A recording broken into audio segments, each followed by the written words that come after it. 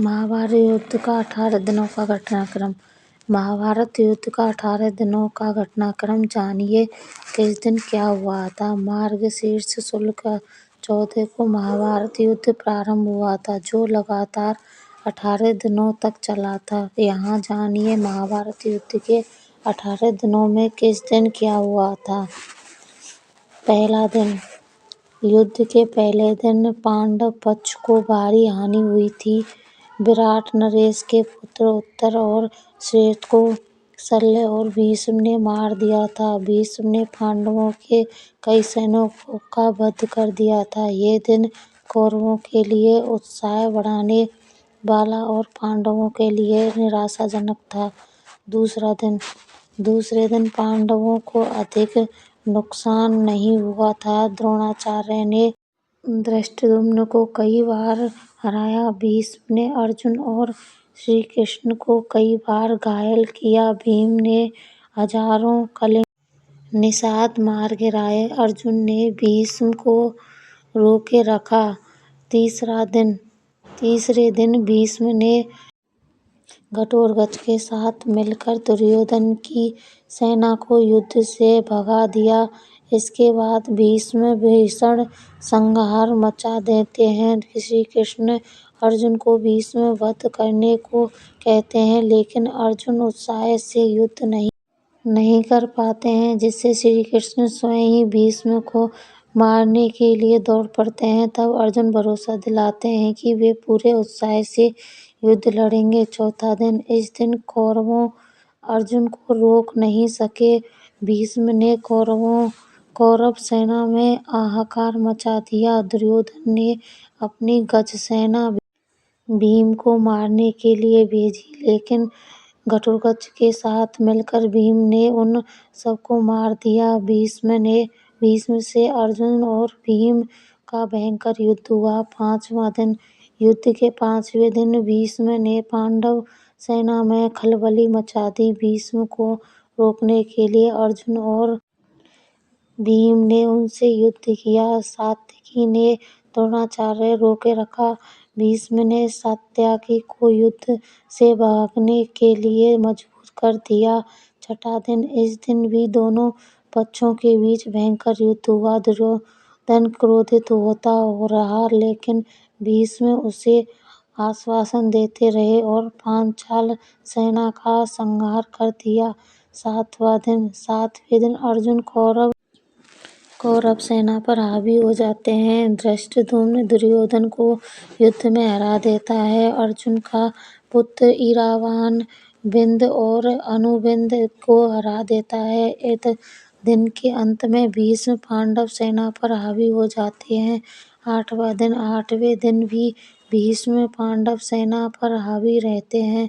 भीष्म धृतराष्ट्र के 8 पुत्रों का वध कर देता है। राक्षस अम्बुलूस अर्जुन पुत्र ईरान का वध कर देता है। घटोत्कच दुर्योधन को अपनी माया से प्रताड़ित करता है। तब भीष्म की आज्ञा से भगदत्त घटोत्कच भीष्म, युधिष्ठिर व अन्य पांडव सैनिकों को पीछे ढकेल देता है। दिन के अंत तक भीष्म धृतराष्ट्र के 9 और पुत्रों का वध कर देता है। नौवां दिन।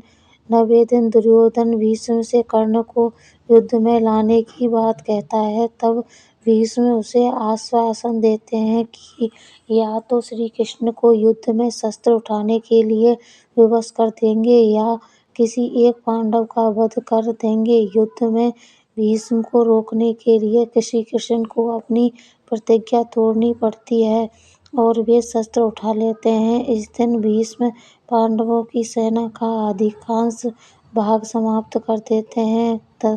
10वां दिन। इस दिन पांडव श्री कृष्ण के कहने पर भीष्म से उनकी मृत्यु का उपाय पूछते हैं। भीष्म के बताए उपाय के अनुसार अर्जुन शिखंडी को आगे करके भीष्म पर बाण ही बाण चला देते हैं। अर्जुन के बाणों से भीष्म बाणों की सैया पर लेट जाते हैं। 11वां दिन। 11वें दिन कर्ण युद्ध में आ जाता है। कर्ण के कहने पर द्रोणाचार्य को सेनापति बनाया जाता है। दुर्योधन और शकुनी द्रोण से कहते हैं कि युधिष्ठिर को बंदी बना लेंगे तो युद्ध खत्म हो जाएगा। दुर्योधन की योजना अर्जुन पूरी नहीं होने देता है। कर्ण भी पांडव सेना का भारी संहार करता है। 12वां दिन युधिष्ठिर को बंदी बनाने के लिए शकुनी और दुर्योधन अर्जुन को युधिष्ठिर से काफी दूर भेजने में कामयाब हो जाते हैं, लेकिन अर्जुन समय पर पहुंचकर युधिष्ठिर को बंदी बनने से बचा लेते हैं। 13वां दिन इस दिन दुर्योधन राजा भगदत्त को अर्जुन से युद्ध करने के लिए भेजता है। भगदत्त भीष्म को हरा देते हैं, अर्जुन के साथ युद्ध करते हैं। श्री कृष्ण भगदत्त के वैष्णवास्त्र को अपने ऊपर लेकर अर्जुन की रक्षा करते हैं। अर्जुन भगदत्त की आंखों की पट्टी तोड़ देता है, जिससे उसे दिखना बंद हो जाता है। अर्जुन इस अवस्था में ही उनका वध कर देता है। इसी दिन द्रोण युधिष्ठिर के लिए चक्रव्यूह रचते हैं, जिसे केवल अभिमन्यु तोड़ना जानता था, लेकिन निकालना नहीं जानता था। युधिष्ठिर भीम आदि को अभिमन्यु के साथ भेजता है, लेकिन चक्रव्यूह के द्वार पर जयद्रथ सभी को रोक देता है। केवल अभिमन्यु ही प्रवेश कर पाता है। वह अकेला ही सभी कौरवों से युद्ध करता है और मारा जाता है। पुत्र अभिमन्यु का अन्यायपूर्ण तरीके से वध हुआ अर्जुन अगले दिन जयद्रथ वध करने की प्रतिज्ञा ले लेता है और ऐसा न कर पाने पर अग्नि समाधि लेने को कह देता है। 14वां दिन अर्जुन की अग्नि समाधि वाली बात सुनकर कौरव जयद्रथ को बचाने योजना बनाते हैं। द्रोण जयद्रथ को बचाने के लिए उसे सेना के पिछले भाग में छिपा देते हैं, लेकिन श्री कृष्ण द्वारा किए गए सूर्योदय के कारण जयद्रथ बाहर आ जाता है और अर्जुन वध कर देता है। इसी दिन द्रोण द्रुपद और विराट को मार देते हैं।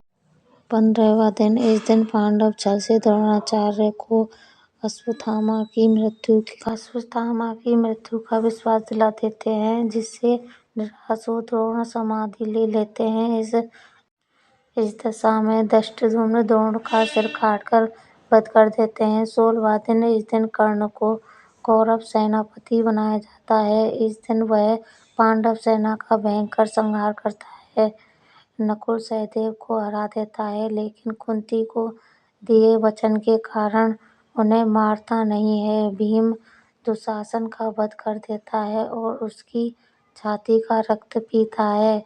17वें दिन कर्ण भीम और युधिष्ठिर को हरा देते हैं, लेकिन कुंती को दिए वचन के कारण उन्हें मारता नहीं है। युद्ध में कर्ण के रथ का पहिया भूमि में धंस जाता है। तब कर्ण पहिए निकालने के लिए नीचे उतरता है और उसी समय श्री कृष्ण के कहने पर अर्जुन कर्ण का वध कर देता है। फिर शल्य प्रधान सेनापति बने, जिसे युधिष्ठिर मार देता है। 18वां दिन इस दिन भीम दुर्योधन के बचे हुए सभी भाइयों को मार देता है। सहदेव नकुल को मार देता है। अपनी पराजय मानकर दुर्योधन एक तालाब में छिप जाता है, लेकिन पांडव द्वारा ललकारे जाने पर वह भीम से गदा युद्ध करता है। तब भीम छल से दुर्योधन की जंघा पर प्रहार करता है, इससे दुर्योधन की मृत्यु हो जाती है। इस तरह पांडव विजयी हो जाते हैं। कहानी अच्छी लगे तो लाइक कमेंट शेयर करें, चैनल को सब्सक्राइब जरूर कर लें और कहानी में कोई भूल चूक हुई हो उसको माफ़ कर दें।